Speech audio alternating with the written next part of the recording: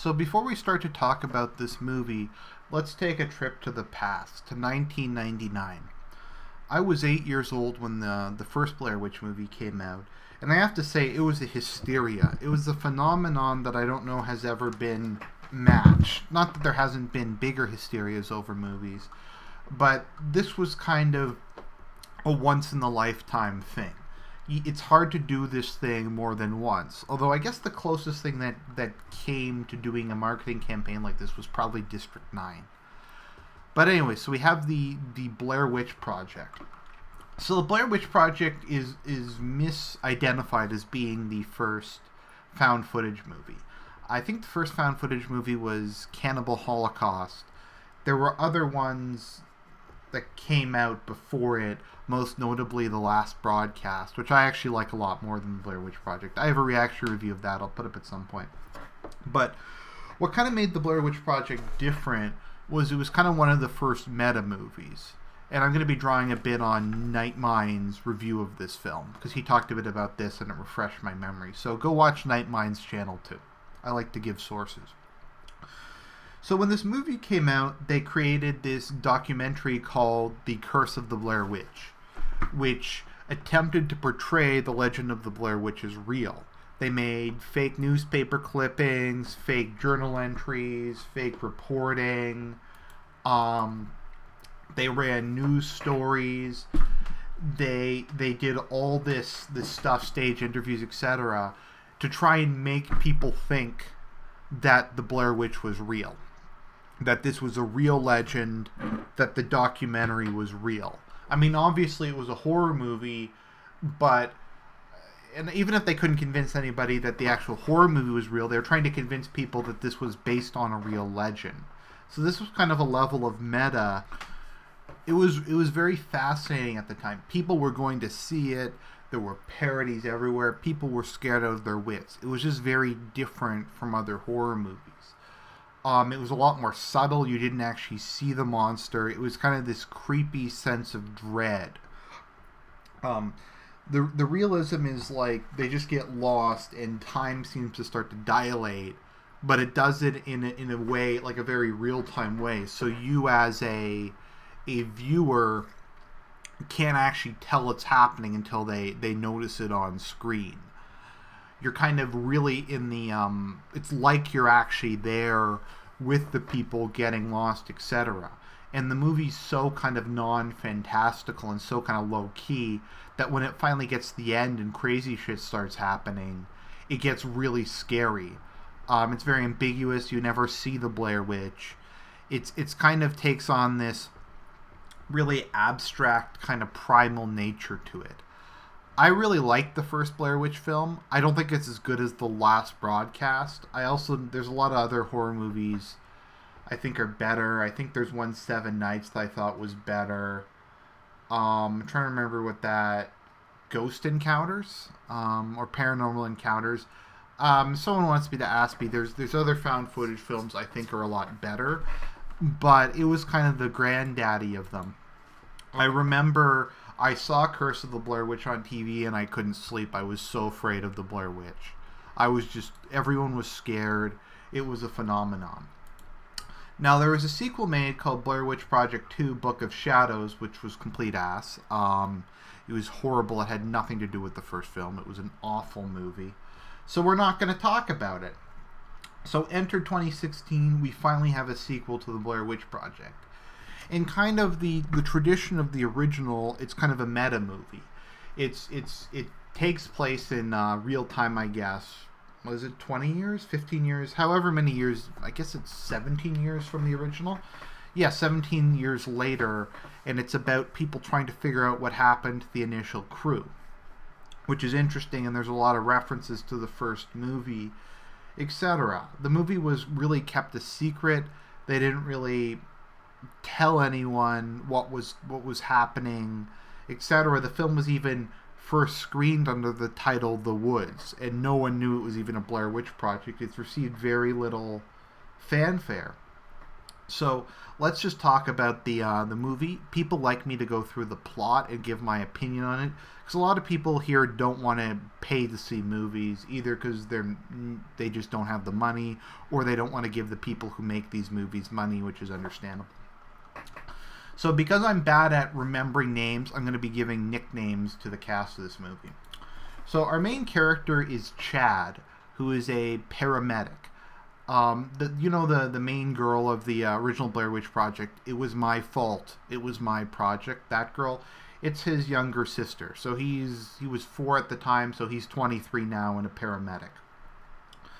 So it begins with Chad finding a video on YouTube that shows new footage from, apparently it appears to be a woman running through the house at the end of Blair Witch Project 1, and in a mirror you can see as she's running this monster, and it looks like it's new footage, and it makes him think that she's still alive. We find out that there was a very large-scale campaign to try to find the original cast after they had disappeared, to no effect, obviously. He still is alive, though. So let's see here. So we have his best friend, who I will be calling Thought, because she is kind of a thought, who is a film student who wants to make a documentary about the Blair Witch based on Chad's search experience. And he is accompanied by his childhood friends, who I will refer to as Kang and Queen. Kang is kind of a Chad presenting Kang, but he also goes into full Kang mode at various parts of the movie. So he will be Kang, she will be Queen. The main kind of guy who's kind of an Aryan, he will be Chad, and the film student who's kind of the last girl will be Thought. So they discover that the video was uploaded by 2 local residents who will be referred to as Pepe and QT. So they go to Pepe's house, and they discover that he has a Confederate flag on his wall. So he's probably a poll user. His screen name is, I think, Darknet123, which further reflects the idea that he's a poll user. He somehow, despite being a poll user, probably through his neat bucks, has a decent house. He has a QT girlfriend who's also, I think, edgy. She has dyed hair, but she's still a QT despite that. So he's living the life. He has neat bucks. He spends his day investigating conspiracy theories. He has a QT girlfriend. It kind of made me read that I couldn't live such a hollowed existence. But anyways, he claims that they had the footage. Kang and Queen don't really want him to come along because he has a Confederate flag on his wall. Even though that this is Maryland and his ancestors probably fought for the Confederacy, that doesn't really matter. So he wants to go in and find the Blair Witch with them. So he leads them to a clearing, and they leave their cars, and all of them go off into the woods. They come across a stream, and to go across the stream, they take off their boots and socks, and they walk across it. As they're walking across, Queen cuts her foot and gets this massive gash in it. Not doing the obvious thing and going back and getting it treated at a hospital because the gash is like 4 inches long. The Chad, who's a paramedic, just wraps it up and it's like, oh, you can walk on it, it's fine. Nothing bad could possibly happen, except when bad things start to happen. So they reach a campsite, and we're treated to some comedy of Kang being the only... He kind of just loses it and starts kanging out, and he throws the tent all over the place. So then we get some humor. So they wake up, there's a really loud noise in the middle of the night. There's a bunch of... They talk to Pepe, and Pepe talks about conspiracy theories. He says the story of the Blair Witch... Okay, we're going to go into spoiler, like super spoiler here in a second. So click away if you don't want to hear it. So it turns out how the Blair Witch was killed was she was tied to a tree, and then they tied... she was tied to a tree, and then they tied rocks to her feet, and so she was stretched out and killed through basically a rack. So yes, the Blair Witch is actually Slenderman. Literally, she's female Slenderman. Well, we don't know Slenderman's gender. Slenderman could be like trans. He could be like pansexual. He could be like slender sexual. I don't know. I'm considering getting the operation to become Slenderman myself, because that's how that works. So Blair Witch is Slenderman. So they talk about that. They also talk about a guy who went crazy. He was playing the game 7 pages, and when he was playing the game 7, or is it 8 pages, whatever. So when he was playing the game, Slenderman mind controlled him and made him kill 7 children, and then they burnt his house down. So I mean, that is pretty scary.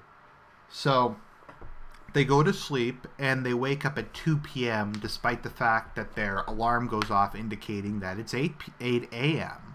So who knows what's happening.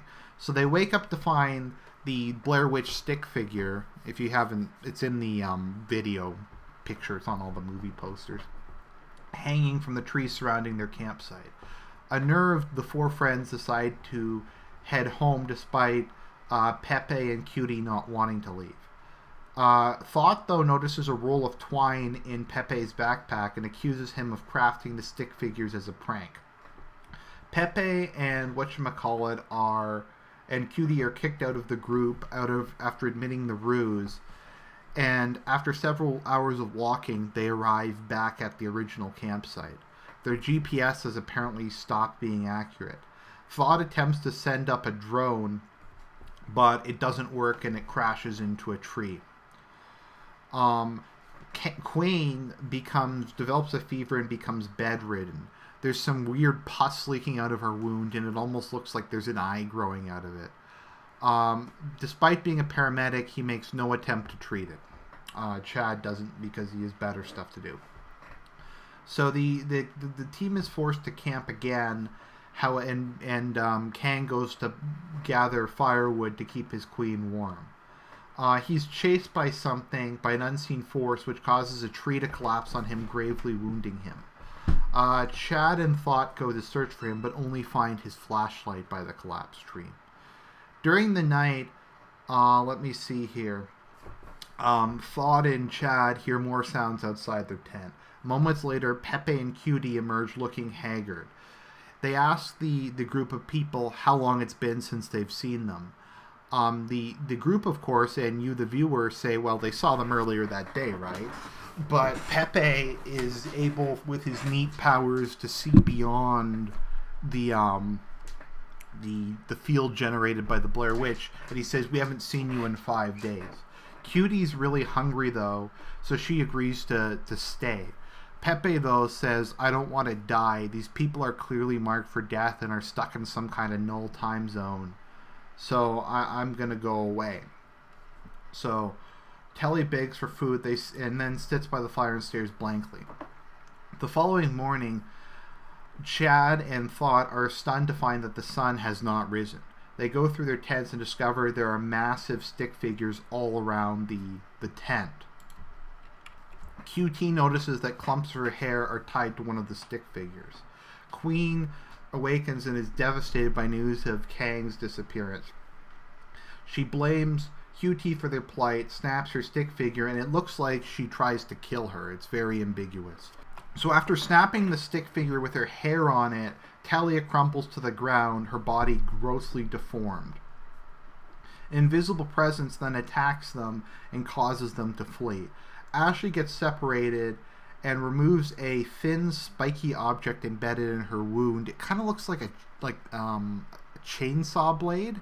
It's kind of hard to describe. This movie is shot by monkeys. So she falls to her death trying to recover the drone stuck high in a nearby tree, and the camera shows her body being dragged away by an unseen force. So there's a massive rainstorm, and Chad and Thought are running through the woods. They come across a house which matches the one seen in Pepe's video.